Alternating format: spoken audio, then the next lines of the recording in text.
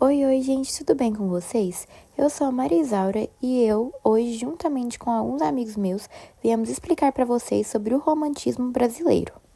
Olá, pessoal, eu sou Ana Júlia, do segundo F. Juntamente com o meu grupo, nós vamos falar sobre o romantismo.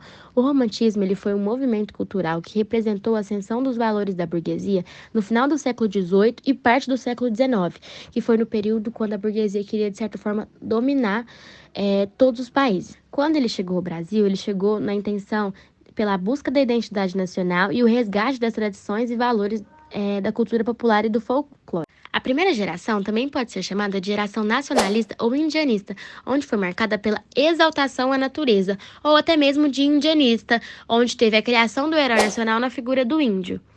Durante esse período da primeira geração, a busca da identidade nacional era algo muito grande, envolvendo também o resgate das tradições e valores da cultura popular. A segunda geração é considerada a geração do mau século, ou até mesmo a geração byroniana, devido à alta influência da poesia de Lord Byron e Musset. As obras reconhecidas dessa fase da literatura são impregnadas de egocentrismo, negativismo, boêmio, pessimismo, dúvida, desilusão adolescente e tédio constante, ou seja, se referiam somente a si mesmo. Já a terceira geração foi a geração condoreira, que foi caracterizada pela poesia social e libertária, que é a poesia na qual você expõe os problemas sociais sobre o seu país. Portanto, na geração condoreira foram refletidas as lutas internas da segunda metade do reinado de Dom Pedro II, e essa geração sofreu intensamente a influência das ideias de Victor Hugo, de sua poesia político-social. Em consequência dessa ligação, essa fase da literatura também é chamada de geração hugoana. Gente, agora eu vou falar com vocês sobre as principais obras do romantismo. As obras do romantismo têm características diferentes de acordo com cada fase. Elas são divididas em 3 fases, as quais caracterizam como, principalmente pelo nacionalismo, que é da primeira geração romântica, pelo pessimismo, que é da segunda geração romântica, e pela liberdade e erotismo da terceira geração romântica. Vou começar a falar um pouquinho sobre as principais obras da primeira geração do romantismo. Primeiro temos Suspiros Poéticos e Saudades, 1836, de Gonçalves de Magalhães. Segundo, A Moreninha, 1844, de Joaquim Manuel de Macedo. Em terceiro, Canção do Exílio, 1846, de Gonçalves Dias. E em quarto, 5 Minutos, 1856, de José de Alencar. Já nas segundas gerações, as principais obras do romantismo foi Macário, 1852, de Álvares de Azevedo, Contradições Poéticas, 1855, de Junqueira Freire, As Primaveras, 1859, de Casimiro de Abreu, e Cântico do Calvário, 1863, de Fagundes Varela. Já as principais obras da terceira geração do romantismo foram Amar, 1866, de Tobias Barreto, A Escravidão, 1868, de Tobias Barreto, O Navio Negreiro, 1869, de Castro Alves, O Gênio da Humanidade, de 1888, de Tobias Barreto. Vamos falar um pouquinho sobre os principais autores das gerações românticas. Na primeira geração romântica, tem-se José de Alencar e Gonçalves Dias como maiores expoentes. Álvares de Azevedo é o principal autor do ultrarromantismo brasileiro.